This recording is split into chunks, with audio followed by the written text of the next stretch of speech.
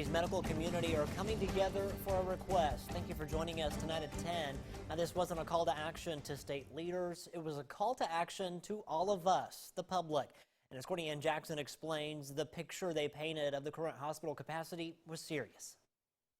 You've heard the warnings for months, but these doctors want you to understand it's no longer predictions, rather reality. We kind of saw a storm off in the distance a bit. And, you know, as of today, we feel like we're right in the eye of the storm. And right now, the diagnosis is our state is sick. And what we're doing now is not working. This group says they've watched the trends with cases and deaths going up, and they're living the reality of what it's like to have increased hospitalizations. COVID-19 is in the forefront of everyone's mind right now. Other diseases have not taken a backseat during this pandemic. I was woken up by a phone call yesterday morning at 4 a.m. because we had so many patients at our hospital, we didn't know where else to put them.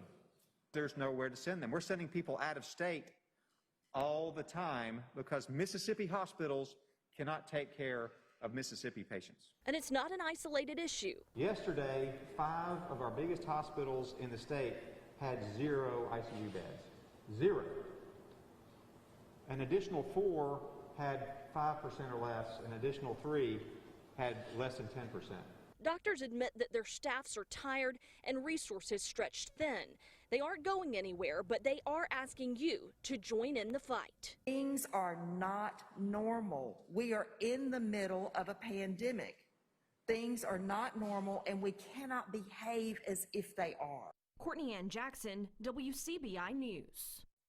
Now, for some added context here, the University of Mississippi Medical Center has already had to start turning down transfers. That includes COVID-19 patients, but also others.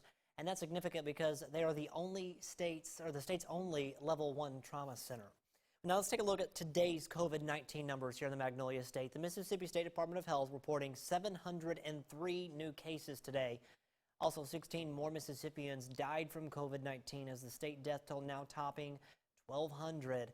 Based on presumed recovered numbers provided by MSDH, there are about 10,200 active cases in Mississippi. 939 people are in hospitals across the state. Over 100 of those patients are on ventilators. 71% of coronavirus cases do not require hospitalization. Lee, Oktibbeha, and Lowndes counties have the highest infection rate in our viewing area with over 500 cases. 13 Mississippi counties now have mask mandates. Hinds, Rankin, and Madison are under that mandate, as is DeSoto County. Harrison, Jackson, Washington, Wayne, Quitman, Jefferson, and Claiborne counties also on the list. The mandate also extends to Sunflower and Grenada counties, and the governor says that he can include other counties if the need arises. It's been a challenging year for restaurant owners across the country. COVID-19 placing them in uncharted territory. WCBI's Bobby Martinez talked to owners at Restaurant Tyler and the Little Dewey in Starkville about lessons COVID-19 has taught them about the restaurant business. It's been a year of adjustments for restaurant owners across the country due to COVID-19. And while this pandemic has presented them with difficult challenges, there also have been lessons learned. Staying humble. We're just kind of rolling with the punches. It has been a slow grind this year for restaurant owners here in Mississippi. Bart Wood, owner of the Little Dewey in Starkville, has been in business for 35 years and says COVID-19 continues to teach him lessons. From different regulations, from different this and that. Just being humble, thankful is what we've learned. And it's helped us, to serve our customers inside, outside, how we have to do it. Wood says one thing that has helped him during this tough time is the community support. Our clientele has literally been our rescue during this thing because, we're not set up here to do outside curbside, but we are now. We've still got our signs up now, and we'll continue that on once this is over. But we've had to learn how to do a lot of things new. And that's really allowed us to be able to serve our clientele. At Restaurant Tyler, owner Ty Timms says never losing sight of providing the best customer service possible is a critical lesson he has learned. Every day it's like, how it's evolving and changing, but, we're just kind of rolling with the punches as things come on, and we're just doing everything we can to provide the safest environment possible. Timms has also relied on technology to help speed up the ordering process and limit the interaction between the customer and the employee. So can you talk to me how this QR code actually works? Sure. So basically what you're going to do is you're going to pull out your camera app on your phone. Okay. You put the camera out like you're going to take a picture of the QR code. On the top of your phone, the tab will come up, a toast tab. You push that, and then that directs you right to the menu. Gotcha. Super easy, really user-friendly. And both owners also say social media has played a major role in working to provide their customers the same personal experience that they're used to having in the dining room. Video production companies, they're even feeling the impacts of COVID-19. Typically, summer, it's a prime time for weddings. And Tupelo-based Premium Productions has a full calendar helping couples celebrate the special day. But most weddings have been postponed because of coronavirus. However, the video production company was contacted by Aberdeen High School about videotaping its graduation ceremonies, and that led to similar jobs across the region. It's been a sharp learning curve for the owner and his crew, as ceremonies require social distancing. Also, ceremonies for larger schools take several days to complete. Where graduation normally would have taken an hour and a half and you're out of there, well, we were on location for 6-7 hours because, the time to allow for one student to walk across the stage and their 4 to 6 family members. So that turned into a whole day event. And there's a lot of data to kind of go through to put together those completed presentations. But that's what we do. That's the type of service that we provide. Premium Productions has videotaped a few weddings this summer, but with very limited seating and no receptions. The company is hoping to have more weddings on the books next summer, along with more high school graduations for the class of 2021. The U.S. set another daily record for new coronavirus cases Wednesday, recording nearly 60,000 infections. Texas, Florida, Arizona, and California remain the country's hotspots.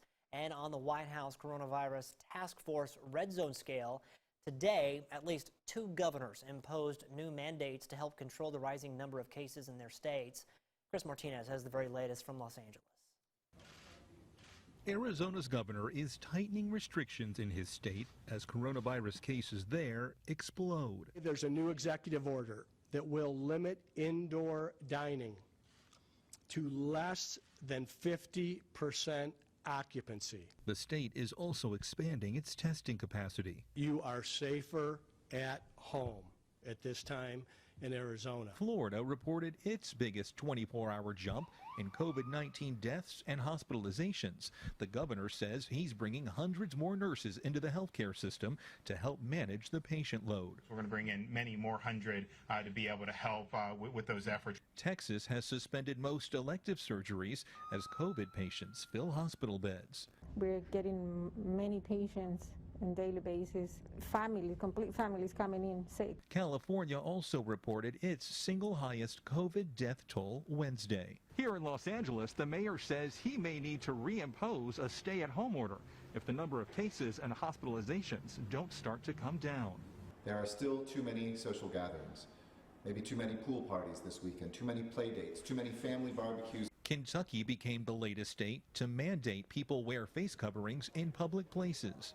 Put one of these on and protect your fellow human being. And starting Wednesday, Starbucks customers must wear masks inside all of the company's U.S. cafes. Chris Martinez, CBS News, Los Angeles. Today, New York City canceled all large events requiring permits like street fairs, parades, concerts, and festivals through September 30th. A little bit of shower and thunder shower activity out there today and even into the early evening. Our Louisville, Mississippi Skycam time lapse. Look at that. A nice little storm coming on in. The bark worse than the bite tonight. It's certainly good news. A great sunset in the wake of that activity. And now we just have some scattered clouds out there. No rain. It is very humid out there. Some spots have a bit of a breeze. Here's our first alert forecast for tonight. There's Taylor. Get ready for a warm day. We all need to get ready for a warm day. Hopefully you have some water if you're going to take your dog out. Do it early or late and avoid that sunshine. 88 by noon, 93 in the afternoon, so very warm. A chance for a few storms out there. Aside from the storms, humid, yes, the heat index well into the triple digits. I'm back with that weekend forecast in just a few minutes. New tonight at 10, Tupelo police, they were investigating a fatal afternoon car crash. This happened around noon today at the corner of Kincannon and Lumpkin Avenue. Lee County Coroner Carolyn Green says that one person was pronounced dead at the scene of the accident. Right now, that victim's name not being released. Stay with WCBI and WCBI.com for any further updates. Highway 182 around Stark Road in Starkville, it was forced to close this afternoon. A medical helicopter was called to the scene of a construction accident.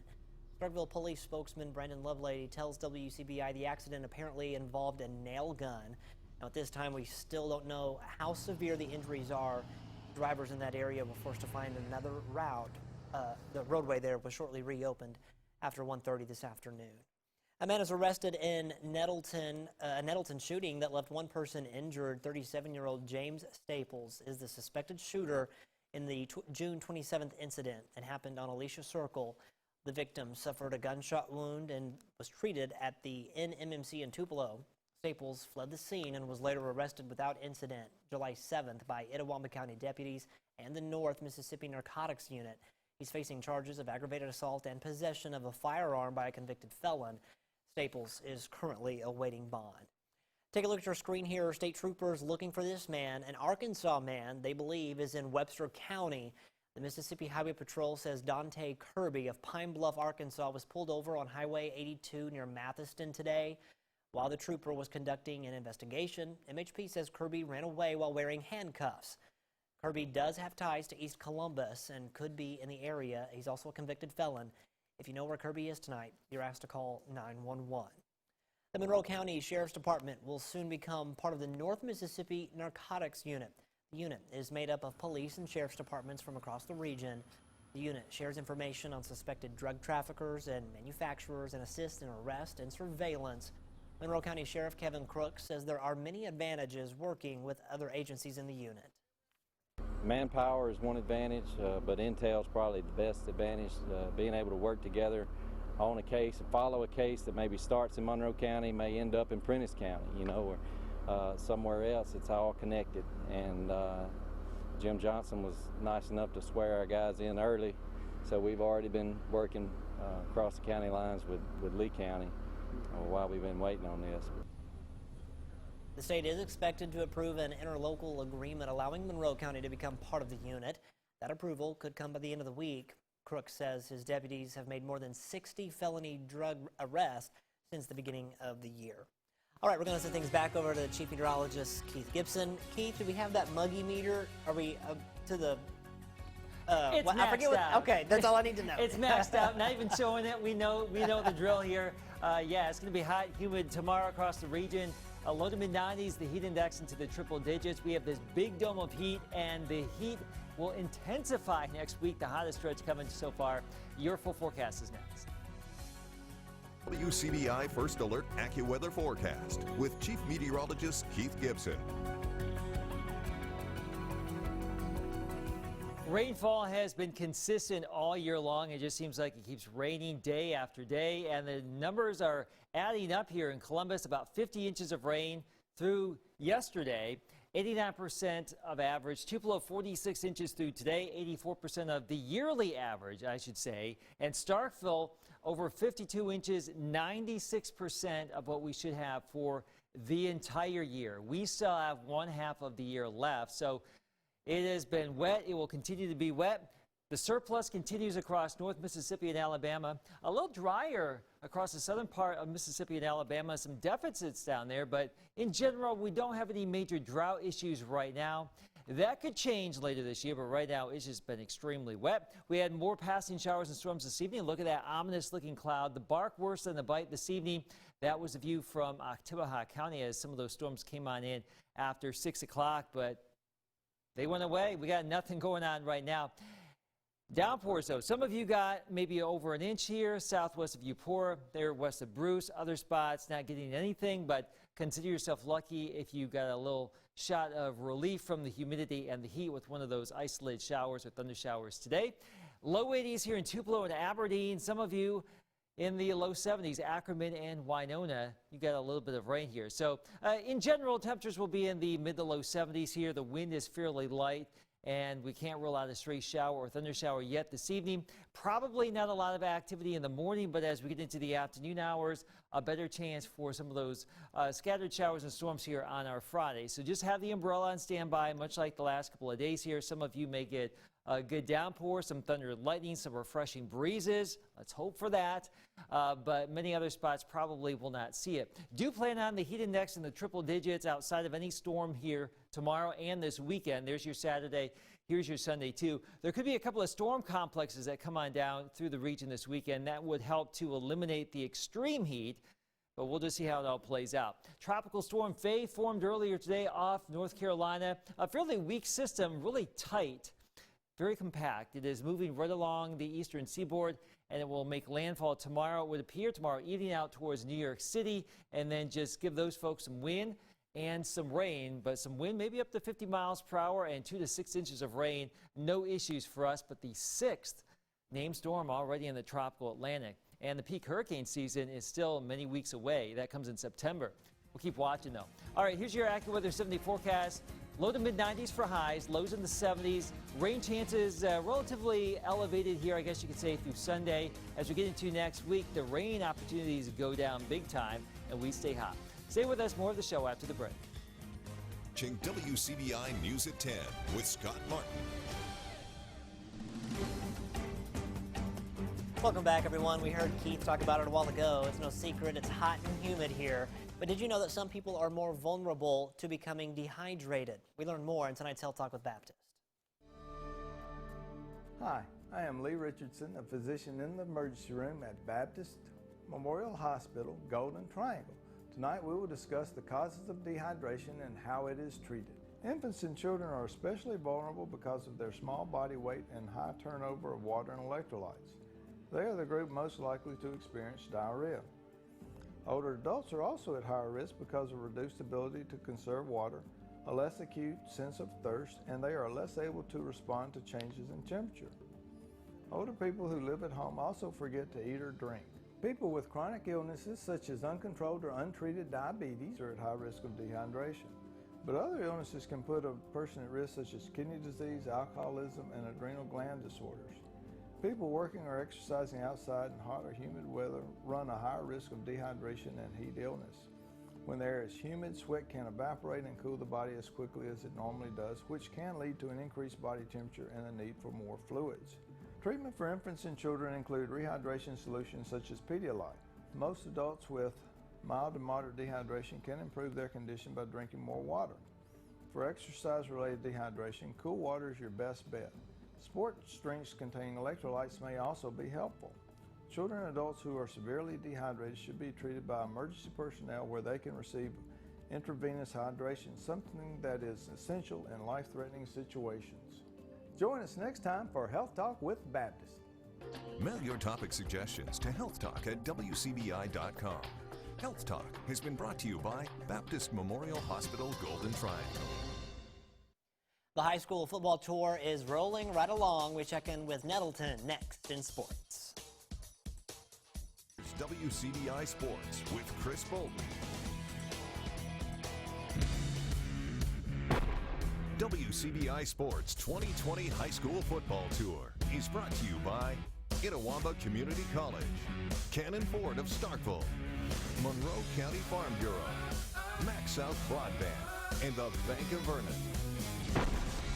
A place that I've always looked at as somewhere that could be a long-term destination for me and really somewhere that I could put roots down. Planting those roots is the plan for new head coach John Keith as he leads Nettleton Tigers into the season. Keith has spent 6 of the last 7 years coaching at Tupelo, along with the playoff appearance at Moorville as the head coach in 2016. Fast forward to 2020, Keith and the team want to take the program up a notch by cleaning up mistakes. There were 50-50 games, and we want to try and close in on those games and have them swing our way. And if you get a couple of those, you're instead of a 500 year, you're looking at a year where you win 8 or 9 games, and we're working on building a mentality where we can finish those and take that next step. Last year we just shot ourselves in the foot, but this year we're going to win all the games that we're supposed to win. Keith has coached at both Amory and Moorville, so he's very familiar with the region. He believes if they take care of business, they can be in the mix for the crown. We can't beat ourselves, so the Tigers aren't going to be the Tigers. We just got to go week in, week out, and put the work in and let that stuff sort itself out. And I feel like if we take care of what we need to take care of, that when the time comes, we'll have opportunities to be in the hunt. We just got to work harder than they do and go hard every play on the field. Players like the culture Keith and his staff have established as they prepare for the season. And showing us that he here for us and that he putting in the work as much as we putting in the work. So that's a good thing that we want to see and stuff. They changed my love for the game, and I think I'm really going to enjoy it this year and have fun out there on the field. It's that love and passion for the game and for the town of Nettleton that's fueling the team. Last year we went 6-6 or 6-7, something like that, but that was a big change. So this year we're going to make it even bigger because it really means a lot to Nettleton. Everybody came together. The Tigers start the season with the home opener against Bruce, August 21st. Reporting in Nettleton on the high school football tour, Chris Bolton, WCBI Sports. WCBI Sports 2020 High School Football Tour. Nettleton High School is brought to you by The Countertop Shop and Access School Health Services.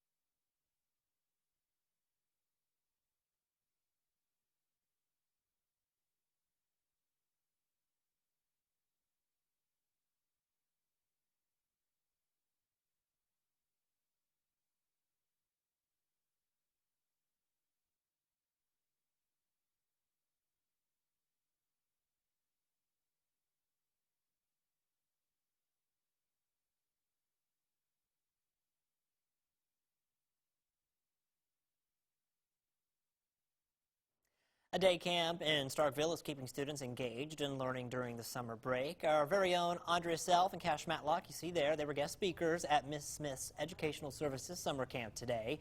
They talked to the students about news gathering and reporting. They also quizzed them on events and topics news reporters are covering and handed out some cool WCBI swag. The students range in ages from 4 to 16. Most participate in the organization's after-school program. All right, weather-wise for us, plenty of heat, plenty of humidity through the weekend into next week. The worst of the weather so far this summer as far as the heat is concerned. Heat index values in the triple digits. A few scattered storms here as well for the next few days. All right, sounds good. Thanks, Keith. Thanks for watching, everyone. Have a great night. We'll see you back here tomorrow.